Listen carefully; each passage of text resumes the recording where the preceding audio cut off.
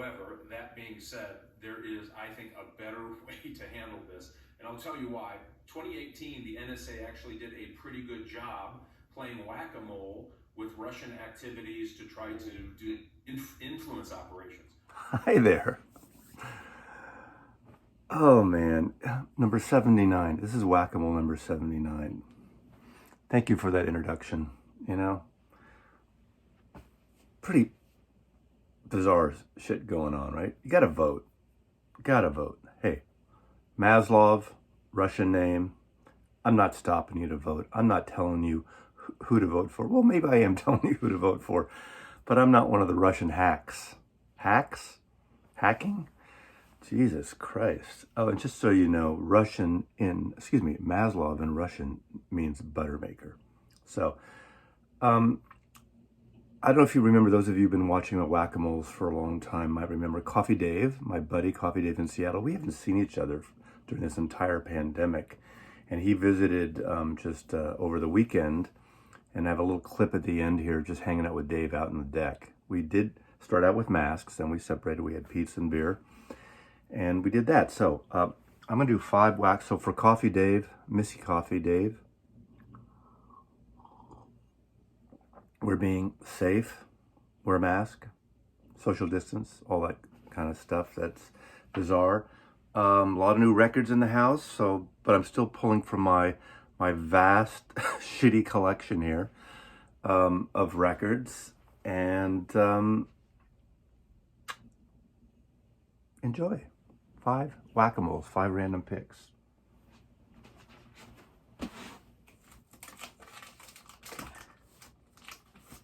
One, 2,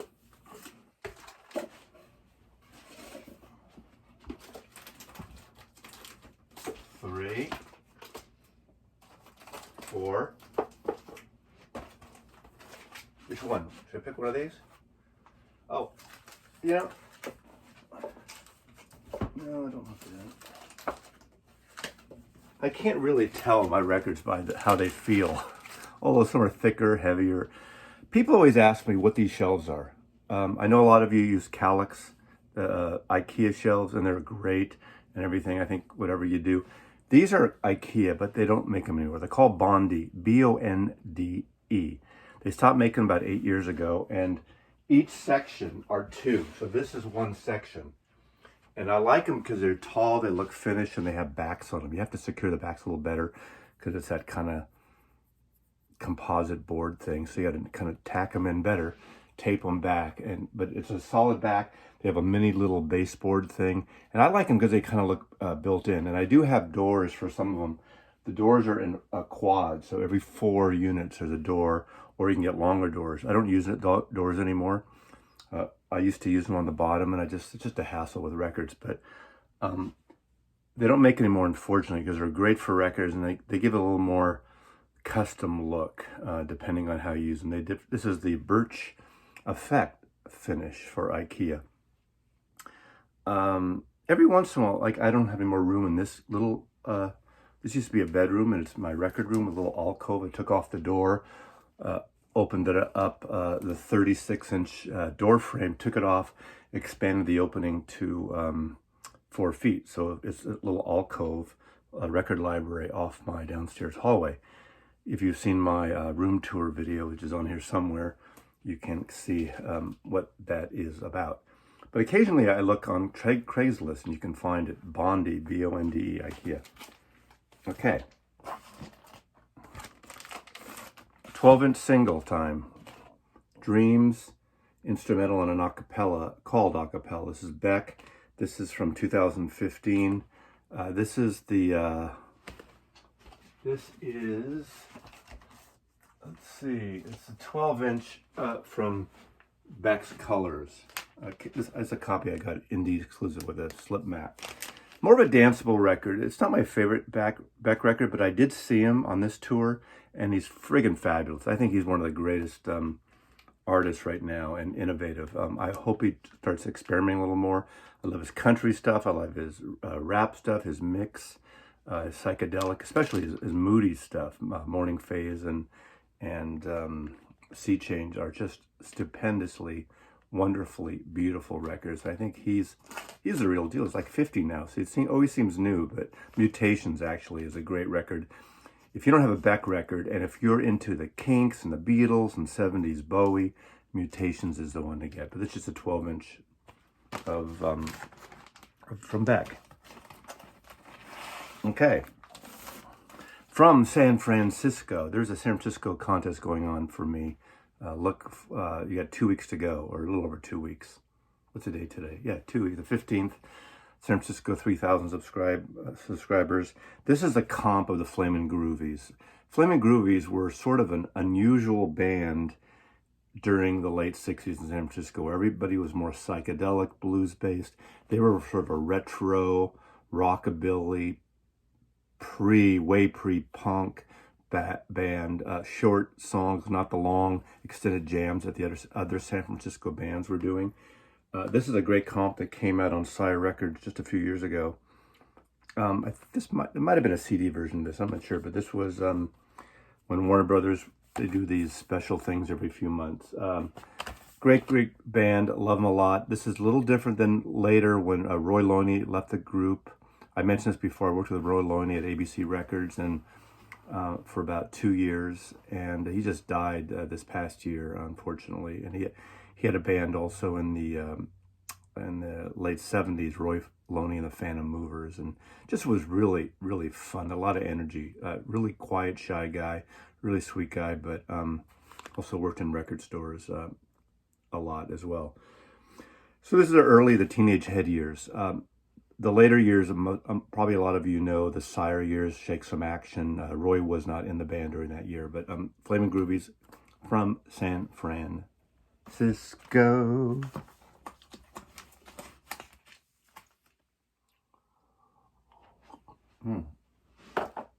Okay, Nils Lofgren, Cry Tough. Fantastic record, A&M Records. You probably know him later because for the last, 25 years, 30 years, he's been in the E Street Band. But him and his brother had a band called Grin, several albums on, I guess, CBS and then A&M Records, I believe. But this Cry Tough and the one right before it where he's drinking the beer, fantastic records. Great guitar player. Should have been a bigger star because A&M really tried to push him after Frampton Comes Alive was so huge, and they screwed up in terms of the live album for him. They were late on it, and they were going to groom him in that. But in a way, great guitar player, great songs. This is a really nicely recorded record. Out of all his records, they're good, but the songs are good. The recording is good. Who produced this? I don't even know right now. This is 1976, but the song Cry Tough is great. It's Not a Crime. It is a cover of the Yardbirds song For Your Love. That Al Cooper is on it. That was written by Graham Gouldman, who would later become a member of 10cc. Anyway, just a really good record. Oh, recorded in the Record Plant, Sound City Studios, LA. Produced by Al Cooper and David Briggs, of course. Al Cooper is a great producer. I almost should do a video on Al Cooper's production. But really great sounding record from the 70s. Called Comet. The great Johnny Marr, one of the great guitar players, really innovative guitar player who did a rhythm-y kind of lead guitar. You know him from the Smiths. Call the Comet, and again, I just saw him during this tour, and he's finally come into his own. He was never like the great singer like Morrissey with the Smiths, but when I saw him, he did 4 or 5 Smith songs, including a great rendition of How Soon Is Now, and it rocked. He sounded great, almost emulated Morrissey in his way, not as obviously flamboyant, but he's got a great band. So good solo record. I think this is the best of the 3 solo records he's done over the last few years. And I love it. And then lastly, the Velvet Underground, Max's Kansas City. This is a 70s pressing I got. This is a 1972 record, sort of a posthumous record after the band split up. Live at Max's Kansas City, recorded in the summer of 1970. I never went to Max's Kansas City. I did go to CBGB's twice. but I missed this one. Great New York club, great band. This is after, I believe, I can't remember if John Cale was out of the band here. One of you guys will know this, or women. Anyway, that's Whack-A-Mole. So thanks for watching. Stand by just for a little conversation of what's been happening with Coffee Dave and records. Mazzy loves you. Okay. Those of you who've been watching this channel for a while, and it's now growing, and it's grown, I have Coffee Dave here. Coffee Dave, I haven't seen Coffee Dave since the start of this fucking pandemic. Months, where do they go? The months they completely just melted away, so to speak. So we're in here. Literally melted. Look at this beautiful Seattle. Oh. You can see downtown there, downtown. The chop zone is over there, but I mean, how beautiful is this? It's a hot August afternoon, not like Neil Diamond. It's not a hot August night yet, but it will be. We're drinking beer from San Francisco. We're drinking Fritz Maytag's Anchor Steam beer. Some of the finest. Yes, it is. But I want to ask Dave, since we're really not going to do a whack-a-mole. We haven't seen each other, so we are masked, but we're apart. We're eating and drinking. We're distanced outside on my deck. Airflow. Exactly. Yeah, with so the heat. I want to know, since you've been hunkered down here, what music have you been listening to? Well, it's sporadic, and when I'm just doing it, so it's really just kind of off the cuff. But from what I can recall, from the nights that I've been rifling through stuff, a lot of guilty pleasure stuff, like Frampton Comes Alive. Winterland. Side C. Was that at Winterland? Winterland. I was at one of the shows. Yeah. Well, I was thinking, I also listened to Hendrix, Sunshine of Your Love from Winterland, that one session. Did you get the box, the Winterland box set? I vinyl? did not. It's just the Ryko, the clear vinyl from the past. Oh, I don't have that one. Okay. Yeah, but I mean, good pressing. Yeah. And let's see what else I've been listening to. Other, some of Kinks, Something Else. Was listening to that the other night. Been a while since I listened to that. And again, more filth, like more filth. Yeah, like Van Halen, Diver Down, like that kind of stuff. I've got a soft spot for Van Halen. I'm sorry, like for the Roth years. You don't have to apologize to me just because I don't care for something. Yeah, no, but I mean, I never put it down. I should just say no. I really like it. It's great. So it pushes all the buttons. MF Doom. Been listening to some of that too. Okay. Sort of on the offside. Elton John, been listening to the greatest. Which period, Elton John? Greatest hits. That's okay. Yeah, Rocket Man. Benny and the Jets. Yes, listen to that as well. Absolutely threw that in there. His first album, or not it's not his first album, a self-titled album. Because that wasn't his first album. That was the Coleman thing, right? Remember when Coleman was pointing it? There's like a picture of I hate this album. No, sorry, the one we hate, it's okay. The one we hate is Blue Moves. Okay. I hate Blue Moves. I didn't know the name of it, but I did a sort of a really disgusting erotic illustration like a 12-year-old boy would do on the inner centerfold of Blue Moves. Coleman to this day has a copy of it, and I don't want to post it here because it's totally politically incorrect. Isn't it phallic in some respect? Well, we won't go there. But I love the first. So I'm 60 years on. I remember thinking, I'm never gonna be that old. Now I'm 66 years on. Your song, it's a little bit funny. This feeling inside.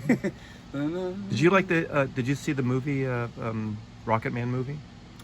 My brother asked me about that when we were over today, and I actually said, no, I have not seen it. And he's like, really? It's a good movie. And I said, okay. And then I liked it. A lot of people didn't like it because it was sort of more of a musical, because it came, a year after the Queen, and everyone loved, what's his name, as Freddie Mercury, and which is more of a biopic. This is a fantasy, in a way, musical, surreal thing of Elton John. But I liked it. I mean, I enjoyed it. And there was an actor, I believe a British actor, who played him, who's who great. I can't remember his name. I forgot his name. He's that in the spy movies of... Egan or something. Yeah, he was really good. Yeah. And unlike the Eddie Mercury, he did all the vocals on that. So okay. Yeah. Anyway. No, I mean, it's a Just Bowie too. I do drink beer, not just martinis. martinis. Ziggy Stardust and A Man Who Sold the World box set reissue the other night too. Was blown away by just how incredible that is. That never gets old. not. I mean, probably was one of the highlights of my solo listening evening. Now in my you did basement. listen, and I was curious. You said you'd listened to the soundtrack of Chernobyl. That's the HBO show Chernobyl. Yeah, and it's a good soundtrack. You know, I think if you want to be totally honest, it works well within the series itself. But if you're to sit there and listen to Is it like classical avant-garde, or is it? Because I thought it was Max Richter, but it's not Max Richter. I was thinking, because he does a lot of soundtracks too. Do you know his stuff? German classical modernist composer. The song Earth, is it Earth or Moon or? You'd like his stuff because I know you turned me on to a lot of that. I didn't say ambient. He did a thing called Sleep, where he made this thing where the longest version of it is something like 24 hours. So he had like 100 people on cots, and he played this whole piece of music. There's a shortened version that you can get on vinyl of it. It sounds very Germanic. Yeah, So it is like art, like Bauhaus kind of. Max Richter, of course. Kann ich Ihnen helfen? Was ist das? Ja, es ist in den Norden. In den Norden, ja. Es ist nicht. Komm, gib mir dein Ham, sie lieb dich. Mit Schlag. Okay, I'm going to stop this right now, and we'll come back to this. Yeah, and real fast, I'll just say Chernobyl, ambient, kind of electronics, you know, augmented sound, but good if you want to have it in the background, but not necessarily just sitting there critically listening, but you can if you want to. But that's okay. It's fine. I love music like that. Yeah. Okay, we'll be back with other music.